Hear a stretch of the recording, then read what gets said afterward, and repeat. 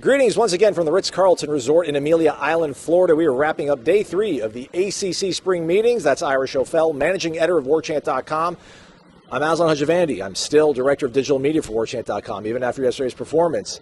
Think we've got that whole knocking mystery solved, everybody, so bear with us. Hit the thumbs up if I do a good job, everybody. How about that? Lots of things to talk about. We spoke to Jim Phillips for about 30 minutes today, it feels like, Irish O'Fell. Lots of things to go to. I want to talk about this before I forget. He was asked about the fact they've got all these NFL coaches. Is that a big deal? Is that a good thing? And we totally didn't talk about it all yesterday or the day before. I feel like if the SEC had Bill Belichick and Bill O'Brien, a guy who won, 2-3 division titles for the Houston Texans, made to the playoffs, Frank Reich, play caller in the playoffs, there'd be a lot of chest thumping, like, oh, look at us. We're the closest thing to the NFL. That's why these guys want to be here. We don't talk enough about it. Jim Phillips seems to think that it's a good thing for this conference to have these people involved. Yeah, I think the Belichick thing's getting a lot of attention, maybe not all necessarily for what's going to happen on the field. But, yeah, I think part of it is Frank Reich, the fact that he is a one-year rental. He made it clear when we spoke to him the other day, he's not planning to be at Stanford for long. And I think the fact that Bill O'Brien is at BC, where they just had not had football success in so long, that kind of diminishes it. So if they were at marquee programs, if they had taken over Clemson, Florida State, or even maybe, Virginia Tech, I think there might be more buzz. But that's a fair point. It is cool that you have 3 big-time NFL coaches now in that room. It should bring some esteem to you. You think maybe the national media might catch on, but it is the ACC, so I don't think they're really jumping to tell that story. Apparently the ACC, though, hitting a high water mark in television revenue. We'll maybe get dollar figures on that at some point in the not-too-distant future. Big sort of takeaways from Jim Phillips. You got a lot of questions about playoff access. Yeah, or the question is, I think a lot of the coaches are saying, well, why do you have to have automatic bids? If the SEC is so great, why do you have to have automatic bids? Why can't you just earn your way in? Maybe just have the one conference champion be the automatic qualifiers and everything else. But the SEC and the Big Ten kind of control that whole process right now, and so I don't know what they can do, and that's what I asked him was like, Michael Alford, FSU's athletic director, gave you a vote of confidence. He believes you're going to fight for the ACC, but what does that even mean? I think that's the question a lot of people have is, what can you even do? Does the ACC have any recourse? And he wouldn't get into that. Jim Phillips just said that we're working through the process, and out of respect for my colleagues, I feel like we've got good momentum there in terms of working through this and understanding everybody's point of view. And he seems to think that that's going to be a better approach than fighting it through the media. Yeah. We'll see if it happens. But again, is there a method? Is there a mechanism for pushing back on that, or did the SEC and the Big Ten hold out the cards? Nobody really knows, because right now it looks like it's going to be the SEC with 4, the Big Ten with 4, the ACC and the Big 12 with 2 each, the group of 6 with 1, and then a few at-large bids, which will probably be Notre Dame, and then whoever comes from the SEC or the Big Ten. But I get his point. He's trying to make something happen, and he feels like speaking publicly is not going to help their cause. But I understand, the fans are furious because it looks bad. They are. What's it mean when the NCAA president says, yeah, cool, presidential commission, federal level, President Donald Trump, like, sure, let's do it. Why not? ACC Commissioner Jim Phillips also said, sounds like a good idea. What does it mean when those guys that have a lot of power within their realms are basically throwing their hands up and being like, what else can we do? Sure, federal level help, please. Yeah, I think the whole going to Congress, going to D.C., going to Capitol Hill, that whole thing is just such a complicated topic because on the one hand, they feel like, college sports has for a long time felt like they need some help from the government in terms of either antitrust, but also just an employment class, figuring out a way to handle treating student athletes, college football players as athletes, but not really being employees and trying to figure out how to make that all work. So they do want help from the federal government.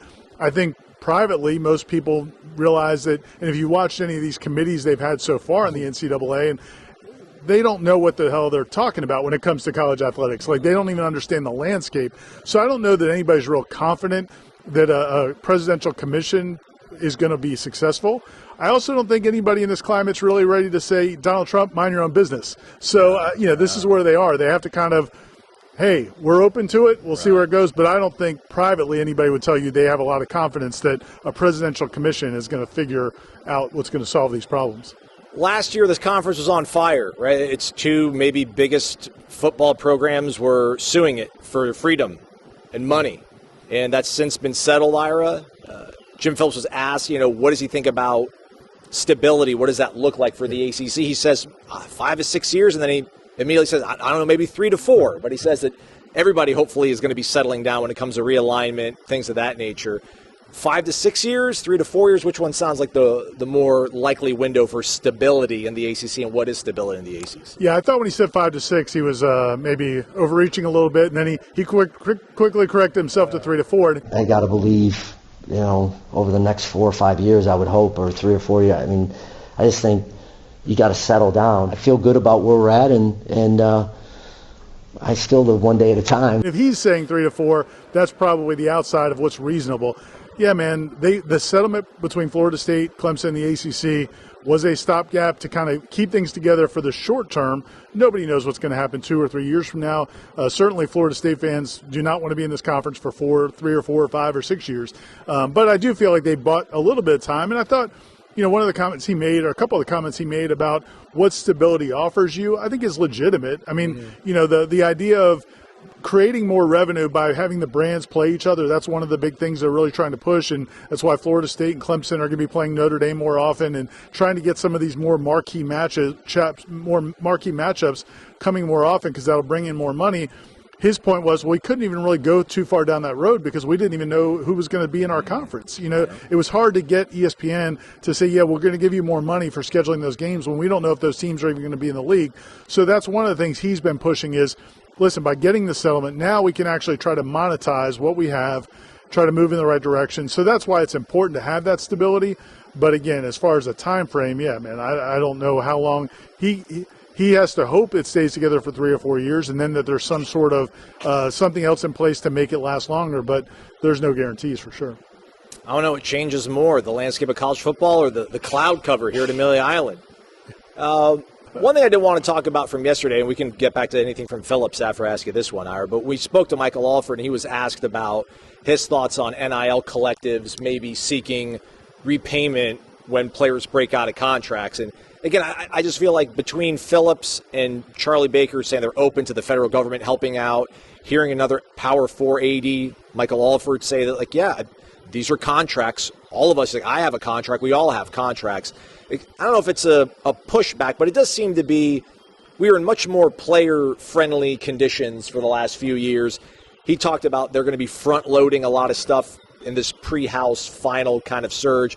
Feels like maybe the worm's turning on some of this players or these poor players, and they don't have anything, and golly, and it feels like there's some, well, hey, they're getting something now. We need some sort of payback or security involved if they're going to be moving around this quickly and easily. Well, I think the environment, for so long, the NCAA fought tooth and nail to keep players from making anything, from getting free meals. So when that dam burst and they realized, okay, we can't fight that battle anymore, the courts are not going to support us, we're going to lose all these cases, then they just had to they couldn't say no to anything. Well, now they're trying to put the genie back in the bottle a little bit and have some parameters.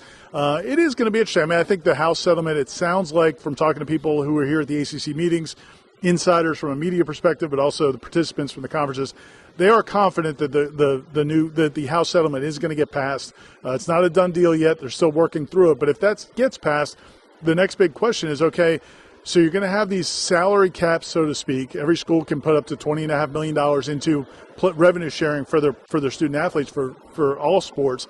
The lion's share is going to go to football. But then the question is, okay, well, is it really going to be enforced? How could it be enforced? Or are these schools that have already been using their collectives to funnel millions and millions of dollars to these athletes, is that just going to go on top of the $20 million? Or is this going to replace it?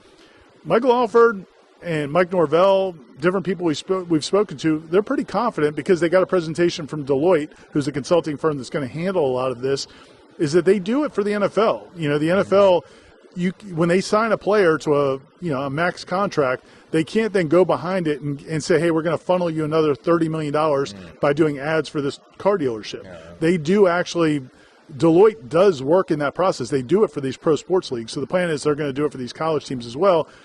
And then also when you talk about the multi-year contracts, it sounds like players are going to have a choice if they're going to have a one-year contract or a multi-year contract. If they sign a one-year contract with a school, then there's probably no buyout involved. They play that year and then they can leave and be free. But if you want to sign a 2 or 3 or 4 year contract with a school, you're going to get a lot more money because just like in pro sports, you're going to get a lot more money with those guaranteed contracts. But if you leave, there's going to be a buyout involved. And so, you're seeing some schools right now trying to enforce that. That's not really the landscape we're in, but if the House settlement goes through and that's part of it, they think that that's going to change really the dynamic and how often kids want to transfer, because there will be penalties involved. So I don't know if anybody has 100% firm answers, but they seem very confident that going through with these processes will rein some of the spending in. Yeah, I've seen some level of enforcement. Ross Ellinger actually just walked outside in front of the program, Yahoo Sports, and he had a tweet, I think, that said Deloitte looked and kind of audited what's been happening and said that 70% of the deals that had been signed prior with collectives, 70% of those would have been deemed illegal under this new world order possibly. And then 90% of the deals that were with actual real companies, you're advertising for this car. Drew Farrell and my guy Mickey Andrews doing their Ford You're commercials. Fine, Drew. You can do them all day. But the collective deals would not pass muster. So, again, we'll see if it really gets enforced. It would be huge news if it is, because that's Florida State and schools like Florida State that are not at the highest end of the NIL collective. I mean, Florida State's doing real well there, but there are other schools that are Texas talking about spending $40 million on their roster. It would really behoove the rest of the other programs for if there is some sort of real enforcement. Charles Barkley, quote, "I've given more money to Auburn, legal or illegal, than any athlete in the history of the school. And the notion I'm going to come up with a couple $1 million every year so that we can be good at basketball and football, that's the stupidest thing I've ever heard." Charles Barkley, everybody. He's the nation's conscience. He's our voice. Anything on the way out, Ira? No, I think the last thing I just wanted to touch on, because I don't know if we hammered the point home yesterday or not, maybe not. There's a very active discussion on the Tribal Council after the story we posted last night from Michael Alford speaking about just kind of where he feels FSU is in the ACC right now. A lot of people felt like he was so positive about where things are. People perceive that as, oh, man, we're stuck in this conference another 10 years or at least 4 or 5 years. I don't think that's the case. I mean, again, a year ago at the same event, Michael Alford, I posted this in the thread, but this is for free for you people that are not members yet of Warchant.com. A year ago, Michael Alford was very positive about his relationship with the ACC, FSU's relationship with the ACC, even in the middle of the lawsuit. And FSU fans were furious because they wanted him to come out and, guns a-blazing and say that we want to be out of this conference. And then a few months later, they settled a settlement that's going to bring Florida State up to close to $20 million a year more than they were making before, and creates an opportunity for them to leave the conference sooner. It all worked out exactly what they wanted, despite what he said publicly here. So even though he was playing kind of kissy face, happy, everybody's kumbaya yesterday, does not mean Florida State's going to be in the conference for 5, 6, 8 years, maybe not even 3 or 4 years. So just want to kind of clarify that.